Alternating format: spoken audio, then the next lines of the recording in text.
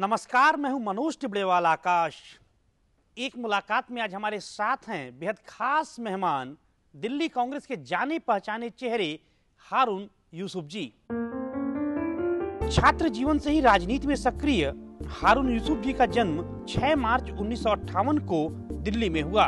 1993 से लगातार 5वीं बार विधानसभा का चुनाव जीतने वाले हारून यूसुफ जी 13 वर्षों तक दिल्ली सरकार में तमाम महत्वपूर्ण विभागों के मंत्री रह चुके हैं। आम आदमी पार्टी की आंधी में भी अपनी सीट जीतने वाले हारून यूसुफ जी इस समय दिल्ली विधानसभा में कांग्रेस विधायक दल के नेता हैं। हारून यूसुफ जी से आज हम तमाम सवालों पर विस्तार से बातचीत करेंगे। हारून यूसुफ जी, आपका स्वागत है दूरदर्शन की इस खास पड़ताल एक मुलाकात में। दिल्ली की राजनीति पर बात करेंगे। कांग्रेस के समर्थन से आम आदमी पार्टी की सरकार अरविंद केजरीवाल ने बनाई है। लोग यह जानना चाहते हैं कि क्यों आप लोगों ने समर्थन दिया। क्या सिर्फ भारतीय जनता पार्टी सरकार न बना सके, यही कारण रहा समर्थन देने का? देखिए, दो कारण थे। एक कारण तो ये था कि दिल्ली के लोगों को दूसरे इलेक्शन के बोझ से बचाया जा सके, और दूसरा कारण ये था कि जो कम्युनल फोर्सेस हैं उनको रोकना हमेशा कांग्रेस का एक लक्ष्य रहा है, ताकि देश के अंदर सेक्युलरिज्म कायम रहे। और हमने ये सोचा था कि जो वादे केजरीवाल साहब ने किए थे वो दिल्ली के लोगों से पूरा करें, क्योंकि बहुत सारे ऐसे वादे थे जो शायद हम भी पूरा नहीं कर पाए, न कर सकते थे। क्योंकि 13-15 साल सरकार में रहने के बाद हम चाहते थे कि हो सकता है इनके पास कोई नया जादुई इस तरीके का खिलौना हो जिससे दिल्ली के लोगों को और बेहतर सहूलियात दे पाएँ, और उसी लक्ष्य से हमने इनको समर्थन दिया। आए दिन अरविंद केजरीवाल कहते हैं कि पता नहीं कल मैं मुख्यमंत्री रहूंगा या नहीं रहूंगा, तो आखिरकार कांग्रेस कब तक समर्थन देगी?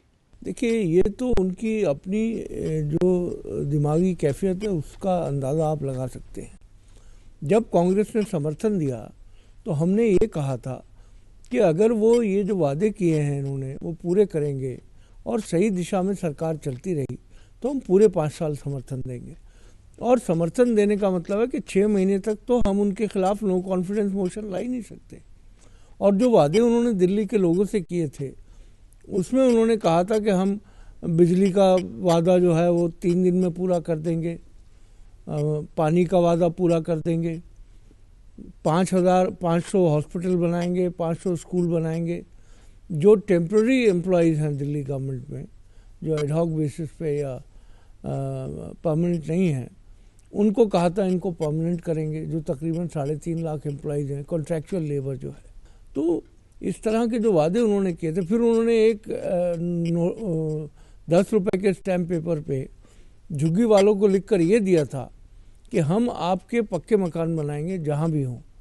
अब हमारी समझ में उस समय भी नहीं आया, लेकिन हमने सोचा हो सकता है कोई फार्मूला हो इनके पास, क्योंकि जहाँ पर सरकारी लैंड है या राइट ऑफ वे है वहाँ कैसे करेंगे। इन्होंने एक एफिडेविट उन झुग्गी वालों को दिया है।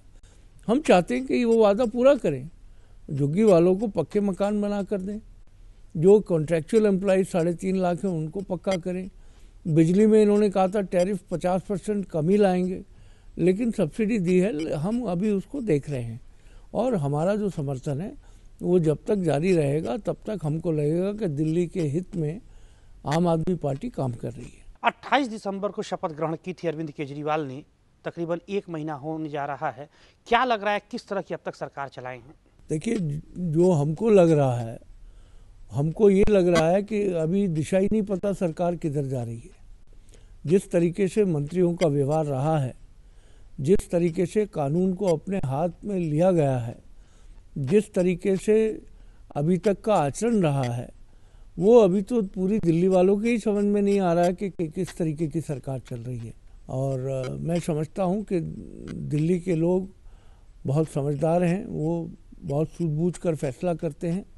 अगर आम आदमी पार्टी को उन्होंने अपना समर्थन दिया था, कुछ सोच के किया होगा, तो अब देखते हैं कि कितना खरे उतरते हैं अपने वादों पे। लगता है आप लोग सबसे ज्यादा नाराज सोमनाथ भारती से हैं। देखिए, हमारी नाराजगी कोई व्यक्तिगत रूप से नहीं है। हमारी नाराजगी ये है कि जो सभ्यता, जो तहजीब रही है दिल्ली की, और पूरे हिंदुस्तान की जो पॉलिसी रही है, हमेशा हमने अफ्रीकन नेशन से जो लोग यहाँ आते हैं, और जिस तरीके से कांग्रेस ने हमेशा, इंदिरा जी ने नेल्सन मंडेला के पूरे मूवमेंट को ताकत देने के लिए पूरी सपोर्ट दी। आज जब ये हादसा हुआ खिड़की एक्सटेंशन वाला, तो 20 एम्बेसडर्स जो हैं वो एक्सटर्नल अफेयर्स मिनिस्ट्री में अपना प्रोटेस्ट दर्ज कराने गए, और उसके ऊपर झूठ ये कि युगांडन हाई कमीशन ने हमें चिट्ठी लिखी थी, जो कि बिल्कुल सरासर गलत है, जिसको हाई कमीशन ने भी डिनाई किया है। तो मैं समझता हूँ कि एक तो महिलाओं के साथ इस तरह का दुर्व्यवहार, जिस तरीके से उनको ज़बरदस्ती ऑल इंडिया मेडिकल इंस्टीट्यूट ले जाया गया, जिस तरीके से उनका मेडिकल टेस्ट कराया गया, मैं समझता हूँ कि वो कोई भी इंसान हो, ये इतनी गैर इंसानी चीज़ कोई नहीं कर सकता। और बार बार कानून को अपने हाथ में लेने की धमकी देना, मैं समझता हूँ कि ये बड़ी शर्मनाक बात है। आप लोग अभी उपराज्यपाल से भी मिले हैं सोमनाथ भारती के मामले पे, क्या आप लोगों की मांग है? देखिए, हमने लेफ्टिनेंट गवर्नर साहब को कहा है कि जो जुडिशियल इंक्वायरी है उसको जल्दी से जल्दी पूरा करके जो भी तथ्य हैं वो आवाम के सामने आने चाहिए, और अगर इंक्वायरी में ऐसा आता है कि उनके जो उन्होंने किया है वो गलत है, तो उनके खिलाफ कार्रवाई होनी चाहिए। और मैं समझता हूँ कि प्रजातंत्र के अंदर, जमहूरियत में, ये बहुत ज़रूरी है कि किस तरीके से मंत्री नेता अपना जो आचरण है उसको पब्लिक के सामने रखते हैं। और मैं समझता हूं कि इस वाले मुद्दे के ऊपर आम आदमी पार्टी को दिल्ली के लोगों ने बड़ी निंदा की है। भ्रष्टाचार का बड़ा सवाल रहा इस बार विधानसभा के चुनाव में, और इसी को मुद्दा भी बनाया लोकपाल के बहाने जो है केजरीवाल सरकार ने। क्या आपको लगता है कि व्यक्तिगत तौर पे केजरीवाल ईमानदार हैं? देखिए, मैं कौन होता हूँ किसी को सर्टिफिकेट देने वाला कि वो ईमानदार है या बेईमान है, लेकिन जो तरीके हैं, भ्रष्टाचार एक ऐसी बीमारी है जो समाज की जड़ों में घुस गई है। अब हर आदमी, हर नेता भ्रष्टाचार का नारा देता रहे और कोई पुख्ता कदम ना उठाए। हेल्पलाइन शुरू कर दी, स्टिंग ऑपरेशन करना, ये काम जो इन्वेस्टिगेटिव एजेंसीज हैं, या बहुत सारे ऐसे DRI है, एनफोर्समेंट डायरेक्टरेट है, इनकम टैक्स है, और दूसरे विभाग हैं जो ये काम को कर सकते हैं। आम आदमियों को कहना तुम स्टिंग करके लाओ, हम एक्शन लेंगे, तो मैं समझता हूँ ये कोई कारगर तरीका भ्रष्टाचार से लड़ने का नहीं है। भ्रष्टाचार को अगर दूर करना है तो हमको ज़्यादा से ज़्यादा टेक्नोलॉजी का इस्तेमाल करना होगा। हमको जो मुख्तलिफ विभाग हैं, जैसे हमने जब सरकार में थे, हमने एक स्पेशल लेवल एग्रीमेंट जो है, सर्विस लेवल एग्रीमेंट, हमने तमाम विभागों के साथ किया था। जैसे राशन कार्ड में लोगों को दिक्कत आती है, लोग पैसे देने पड़ते हैं, उसके लिए हमने ये अनिवार्य कर दिया था कि 45 दिन के अंदर अंदर यदि राशन कार्ड नहीं मिलता है तो उस अधिकारी को 10 रुपये रोज़ जुर्माने के तौर पे वो अधिकारी अपनी तनख्वाह से कटवाएगा। इस तरह के डेटरेंट्स जो हैं, मैं समझता हूँ कि वो टाइम फ्रेमवर्क, टेक्नोलॉजी का इस्तेमाल, और आज तो कंप्यूटर का ज़माना है, बहुत सारी चीज़ें हैं जिसमें जो लोगों का सामने कांटेक्ट में आने की ज़रूरत ही ना पड़े, वो इंटरनेट से या वेबसाइट से जो है उसको फॉर्म को अनलोड करें, फिलअप करें, वापस करें, बहुत सारी जगह हो रहा है ये। तो मैं समझता हूँ कि भ्रष्टाचार तो एक बड़ी बीमारी है। और आपको याद होगा, कांग्रेस ने कभी भी, हमारे नेताओं ने, चाहे सोनिया जी हों, राहुल जी हों, राजीव जी हों, उन्होंने कभी भ्रष्टाचार को टॉलरेट नहीं किया। अगर कोई इस चीज़ में मुलव्वस पाया गया तो उसके खिलाफ तुरंत कार्रवाई अगर की है तो कांग्रेस पार्टी है जिसने बगैर किसी संकोच के, चाहे वो कितना बड़ा भी नेता हो, उसके खिलाफ एक्शन लेने में कोई कमी नहीं की। आपको नहीं लगता कि केजरीवाल सरकार को अभी कुछ और वक्त दिया जाना चाहिए इस बात को तय करने में कि सरकार अच्छी चल रही है या खराब चल रही है? अभी 1 महीने भी ठीक से पूरे नहीं हुए। ये बात सही है, और इसीलिए जिस तरीके की भाषा का प्रयोग किया गया, जिस तरह की ज़बान का इस्तेमाल कांग्रेस पार्टी के लिए किया गया, वो उसके बाद भी हमने उनको समर्थन इसलिए जारी रखा कि अभी महीना भर भी नहीं हुआ है सरकार को बने हुए, और 1 महीने में हम किसी को कसौटी पे पूरी तरह नहीं परख सकते। हाँ, ये बात ज़रूर है कि जो संकेत मिल रहे हैं उससे लग रहा है कि 1 साल बाद भी क्या होगा वो हमें अंदाज़ा है उस बात का। लेकिन अभी फ़िलहाल जो है हमारा समर्थन जारी रहेगा उनको। और उनकी कोशिश ये थी कि हमको कांग्रेस पार्टी को इतना उकसाया जाए कि कांग्रेस पार्टी मजबूर हो जाए समर्थन वापस लेने पे, ताकि फिर वो राष्ट्र के अंदर फिर दोबारा राजनीति शुरू करें आंदोलन की कि कांग्रेस ने हमारी सरकार गिरा दी, कांग्रेस ने हमारे साथ ज्यादती की। तो हम, क्योंकि हम जानते हैं जिस चतुराई से वो लोगों को गुमराह करते हैं, तो इसीलिए हमारा समर्थन आम आदमी पार्टी को फिलहाल जारी रहेगा। लेकिन ऐसे समर्थन का क्या मतलब जब आपके 8 विधायकों में से कई विधायक इस समर्थन के खिलाफ हैं? नहीं, ऐसा नहीं है, बिल्कुल नहीं। कई विधायकों ने खुलेआम कहा, शुरू की बात शुरू में कहा था, उसके बाद जब विधायक दल की बैठक हुई, बात हुई जो कांग्रेस के सीनियर नेता हैं, तब व्यू पॉइंट समझाया गया उनको एक, और कोई मतभेद इस तरह का नहीं था। क्योंकि जो भाषा वो प्रयोग कर रहे थे वो एक गुस्सा आना स्वाभाविक है किसी को भी। और आप अगर राजनीति में हैं या कारोबार में हैं तो आप अपने जो ह्यूमन नेचर है उसको बदल नहीं सकते। जिस तरह की भाषा का उपयोग आम आदमी पार्टी कर रही थी कांग्रेस के लिए, उससे जरूर खफा थे वो लोग। विधानसभा के अंदर कांग्रेस के विधायक किस तरह की भूमिका निभाएंगे? हम विधानसभा में ऑपोजिशन की भूमिका निभाएंगे, ये हमने स्पष्ट कर दिया था। और जो पिछला सत्र जो हुआ है आपने देखा होगा, उसके अंदर हमने एक ऑपोजिशन का रोल ही जो है, एक इफेक्टिव ऑपोजिशन का रोल ही प्ले किया है। और हम जो वो गलतियां करते रहेंगे उनके खिलाफ हम लगातार असेंबली में भी और असेंबली के बाहर भी हम जो अपना प्रोटेस्ट है वो दर्ज कराएंगे। सरकार आपके सहयोग से चल रही है, फिर भी आप विपक्ष की भूमिका में हैं, क्यों या क्योंकि कंफ्यूजन? हमने तो आउटसाइड समर्थन दिया है उनको। जो हमारी सपोर्ट है वो तो इसलिए कि वो सरकार चलाए, और जो मुद्दों के ऊपर उन्होंने लोगों से वोट लिए हैं उन मुद्दों को पूरा करें। लेकिन आपको इस बात की तारीफ तो करनी चाहिए अरविंद केजरीवाल की कि बिजली और पानी का जो मुद्दा था उन्होंने अपना वायदा पूरा किया। अब मैं इस पे क्या कहूँ, ये तो दिल्ली के लोगों से जाके पूछिए कि जिनको 600 पहले 700 लीटर देने की बात की थी, फिर 666 लीटर की बात की। और सब्सिडी की जहाँ तक ताल्लुक था, जब हमने सब्सिडी ₹1.20 200 यूनिट तक दी और 200 से 400 पे 80 पैसे सब्सिडी दी, उस समय यही आम आदमी पार्टी के लोग थे और यही भारतीय जनता पार्टी थी जिसने हम पे ये आरोप लगाया कि हमारी सरकार जो है वो बिजली कंपनियों से मिल गई है। अब उस सब्सिडी को और बढ़ा के 50% कर दिया, जबकि वादा ये किया गया था कि हम टैरिफ को कम करेंगे, हम इसके अंदर जो खामियां हैं उनको दूर करेंगे। और ये जो सीएजी ऑडिट की बार बार बात कही गई, ये तो हमारी सरकार ने कैबिनेट की मीटिंग में पास करके, रेजोल्यूशन पास करके और विधानसभा में रेजोल्यूशन पास कर इन्फॉर्म करके, ऑनरेबल हाई कोर्ट ने हमसे ओपिनियन पूछा था। कैबिनेट का डिसीजन हमने हाई कोर्ट को आज से 2 साल पहले कन्वे कर दिया था कि हमें कोई ऑब्जेक्शन नहीं है कि सीएजी का ऑडिट, जब से प्राइवेटाइजेशन हुआ है तब से सीएजी का ऑडिट आप कराइए, हमें कोई किसी तरह का ऑब्जेक्शन नहीं। तो उसको भी राजनीतिक मुद्दा उठा के, तो अगर आप देखें इसको तो वादा तो किया था 50% टैरिफ सबके लिए कम होगा। अगर मैं 600 यूनिट यूज़ कर रहा हूँ तो मुझे थोड़ी मिल रही है सब्सिडी, या मेरा बिल अगर 450 यूनिट हो गया तो मुझे नहीं मिलेगी वो सब्सिडी। कहा यह गया था कि 50% टैरिफ कम करेंगे, टैरिफ तो कम नहीं किया और सब्सिडी जो है वो और बढ़ा दी उन्होंने। तो जो हमने किया था, इसका मतलब है हमने जो किया था वो सही किया था। अब उसके बाद सरकार के ऊपर है कि वो कितना फंड सब्सिडी के माध्यम से दे। जब आप लोग दिल्ली राज्य में सत्ता में थे तो खूब कहते थे कि दिल्ली पुलिस को राज्य सरकार के अधीन होना चाहिए। अब आप सत्ता में नहीं हैं तो क्या अब भी मानते हैं कि दिल्ली पुलिस को जो है राज्य सरकार के अधीन होना चाहिए? बिल्कुल होना चाहिए। देखिए, दिल्ली में जो सिक्योरिटी है और दूसरे इम्पोर्टेंट जो एरियाज हैं उनको छोड़ के लोकल पुलिसिंग जो है वो दिल्ली सरकार के अधीन आनी चाहिए।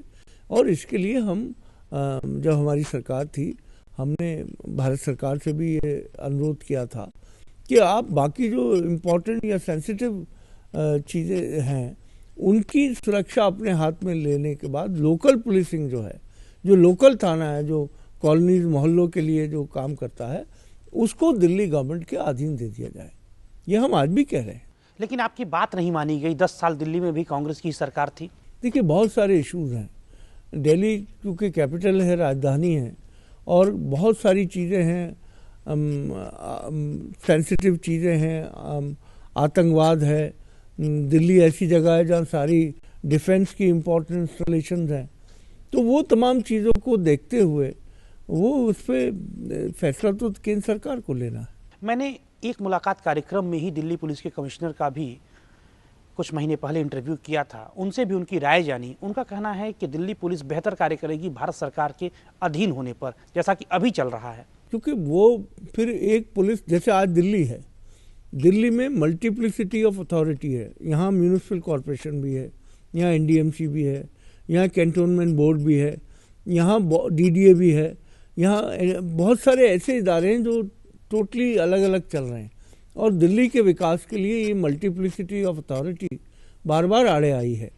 तो ये बात सही है कि दिक्कत आएगी, क्योंकि लोकल पुलिस दिल्ली सरकार के अधीन होगी और बाकी जो विंग है उसका वो केंद्र सरकार के आगे होगा। तो उसकी जो भी मॉडलिटीज़ हैं, लेकिन मैं समझता हूँ कि लोकल पुलिस जो है वो दिल्ली सरकार के अधीन आनी चाहिए। कई बार इसी वजह से समस्या भी खड़ी होती है कि दिल्ली के जो विधायक हैं उनकी यहाँ के थानेदार सुनते ही नहीं। देखिए, ये बात भी कई जगह हुआ है ऐसा, लेकिन अक्सर जो मैंने देखा है, अगर विधायक कोई बात गंभीरता से कहता है तो उनको उसका नोटिस लेना होता है और सुना भी जाता है।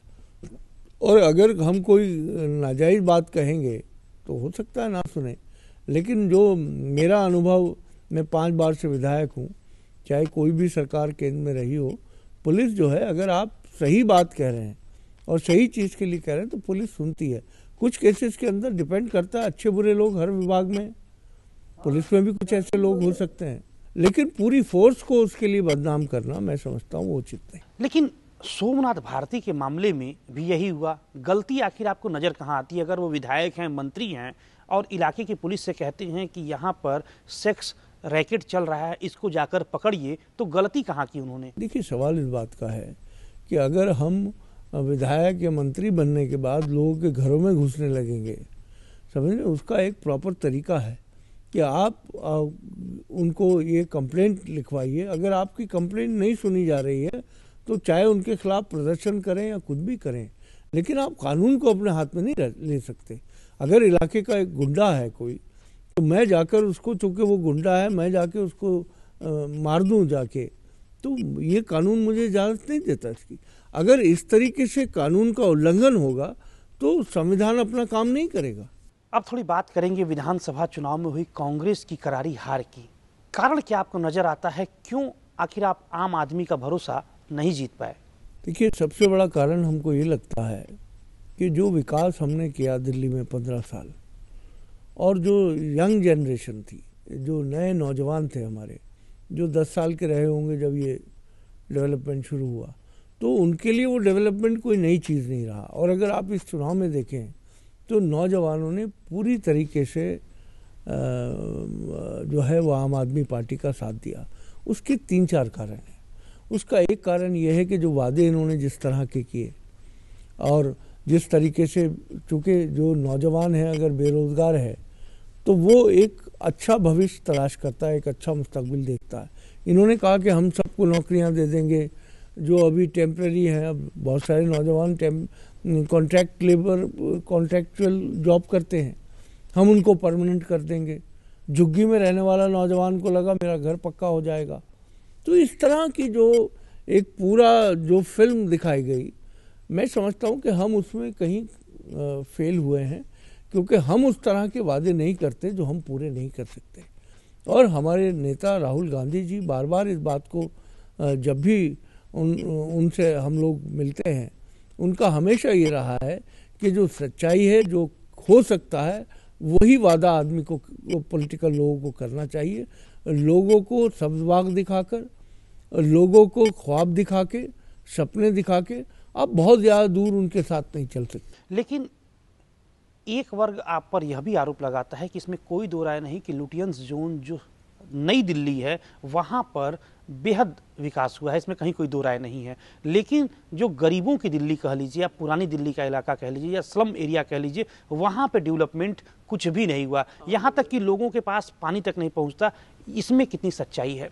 देखिए, अगर आप जमुना पार के इलाके को देखें, मुझे आज भी याद है, आज से 25-30 साल पहले अगर कोई जमुना पार में रहता था तो वो ये बताते हुए शर्माता था कि मैं जमुना पार रहता हूँ। आज जमुना पार दिल्ली का बेहतरीन डेवलप्ड इलाका है, जहाँ पर मेट्रो है, जहाँ सड़कें हैं, फ्लाईओवर्स हैं, शानदार घर बने हुए हैं, और मैं समझता हूँ कई जगहों पे तो साउथ दिल्ली से ज़्यादा महंगा और अच्छा इलाका जो है वो जमुना पार का है। तो ये कहना कि विकास नहीं हुआ है, मैं इस बात को नहीं मानता। आप वेस्ट दिल्ली चले जाइए, ये पीरागढ़ी चौक और ये तमाम जो मंगोलपुरी और दूसरे जो इलाके हैं, आप वहाँ जाके देखिए डेवलपमेंट हुआ है कि नहीं हुआ।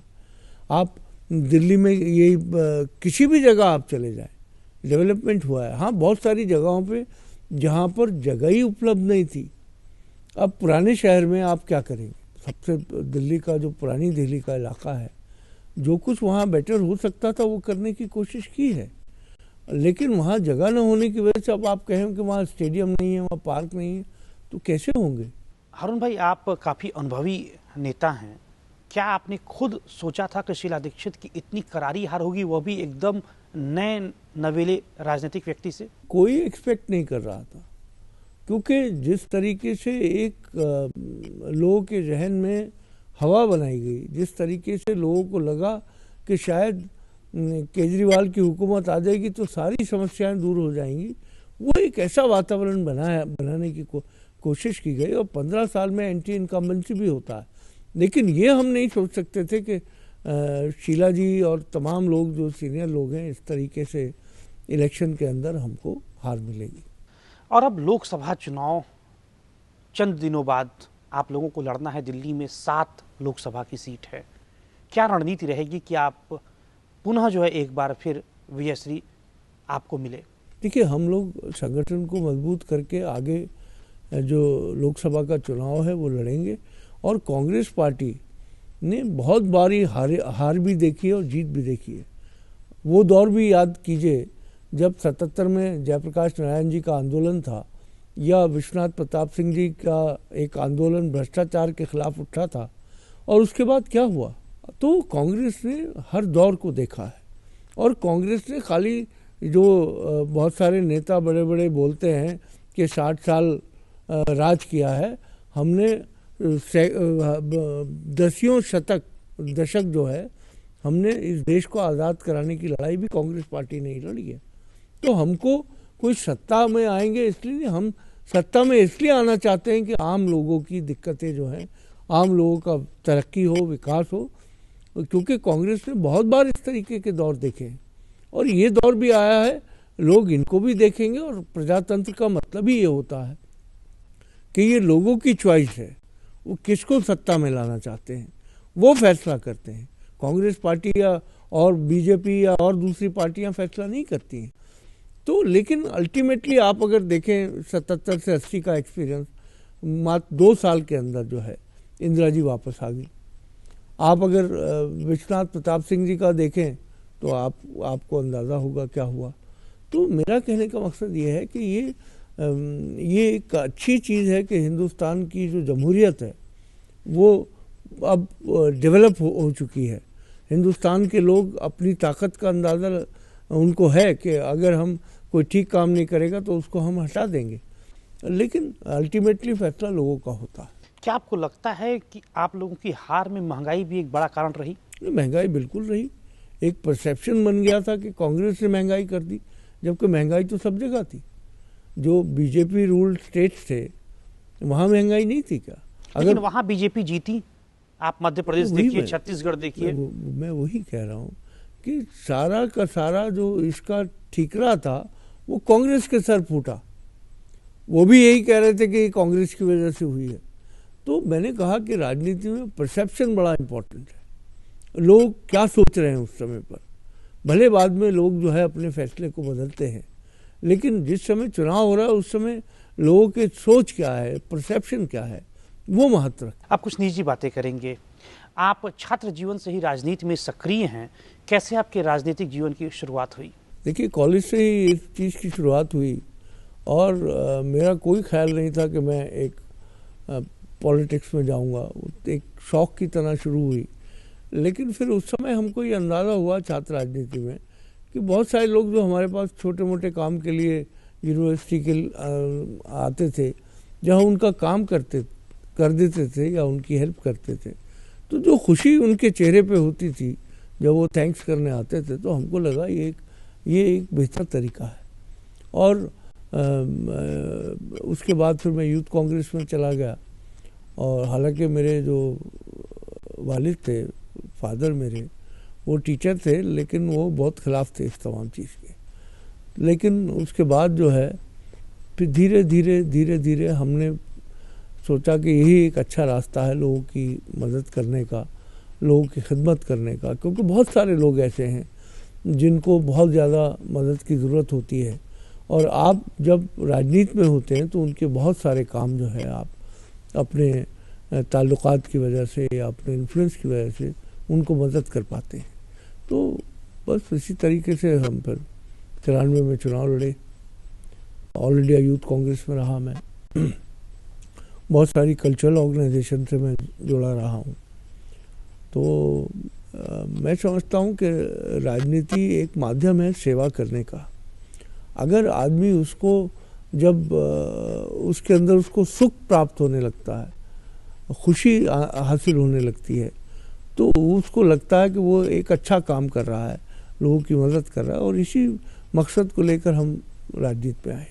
एक और बड़ा सवाल है कि आज का जो नौजवान वर्ग है वो राजनीति के बारे में अच्छी धारणा नहीं रखता। इस जो धारणा को कैसे बदला जाना चाहिए कि नौजवान राजनीति में आए और समाज सेवा के लिए कुछ करें? देखिए, बहुत तेज़ी से नौजवान, ऐसा नहीं है कि सारों की धारणा यही है। भाई सिस्टम बदलेगा कैसे? अगर सिस्टम ठीक नहीं है, सिस्टम भ्रष्ट है, करप्ट है, तो वो लोग जो अच्छे हैं अगर वो भी भाग जाएंगे तो फिर तो सिस्टम का क्या हाल होगा। और मैं समझता हूँ कि आज का नौजवान इन तमाम चीज़ों को बहुत गहराई से समझता है, और वो जो अनुभव उसके होते हैं, हो सकता है कि नौजवान होने की वजह से, यंग होने की वजह से वो कभी फैसले सही नहीं ले पाता हो, लेकिन धीरे धीरे जब तजर्बे आगे होते हैं तो मैं समझता हूँ नौजवानों को आना चाहिए अगर इस सिस्टम को बेहतर करना है और अच्छे लोगों को राजनीति में आना है। क्योंकि अल्टीमेटली सिस्टम तो वही है, डेमोक्रेटिक सिस्टम है, इलेक्टेड रिप्रेजेंटेटिव ही इस देश की गवर्नेंस को चलाएंगे।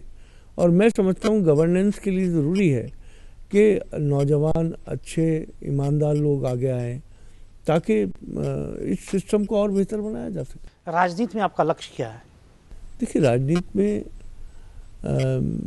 लक्ष्य तो ये है कि ज़्यादा से ज़्यादा जो हम बेहतर कर सकते हैं, ज़्यादा से ज़्यादा जो सुधार हम कर सकते हैं, ज़्यादा से ज़्यादा मदद हम जो लोगों की कर सकते हैं, वो मैं समझता हूँ कि सबसे बड़ा मकसद है राजनीति में आने का।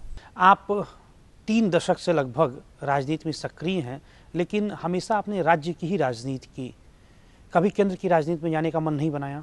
देखिए, अभी तो ऐसा कुछ नहीं, क्योंकि हमारे यहाँ जो पार्टी तय करती है, पार्टी सोचती है कि कौन सा आदमी किस जगह होना चाहिए, ये निर्णय पार्टी का होता है। और कोई हमारी ऐसी ख्वाहिश भी नहीं रही कि हम बहुत बड़े पूरे देश के अंदर घूमें। लेकिन पॉलिटिक्स में कुछ फ्यूचर तय नहीं करता आदमी अपने आप, सर्कमस्टांसेस तय करते हैं उसका भविष्य। तो आगे क्या होगा इसके बारे में तो मैं नहीं कह सकता, परिस्थितियों पे छोड़ दिया है। बिल्कुल। बहुत बहुत धन्यवाद दूरदर्शन से इस बातचीत के लिए। तो ये थे दिल्ली विधानसभा में कांग्रेस विधायक दल के नेता और दिल्ली सरकार के पूर्व मंत्री हारून यूसुफ जी, जिन्होंने हमारे तमाम सवालों का जवाब दिया और साथ ही कहा कि जब तक अरविंद केजरीवाल की सरकार आम आदमी के हित में दिल्ली में काम करती रहेगी, तब तक कांग्रेस का उनको समर्थन जारी रहेगा। अगले सप्ताह आपसे फिर मुलाकात होगी ठीक इसी समय, आपके अपने लोकप्रिय कार्यक्रम एक मुलाकात में, देश की एक और बड़ी हस्ती के साथ। तब तक नमस्कार।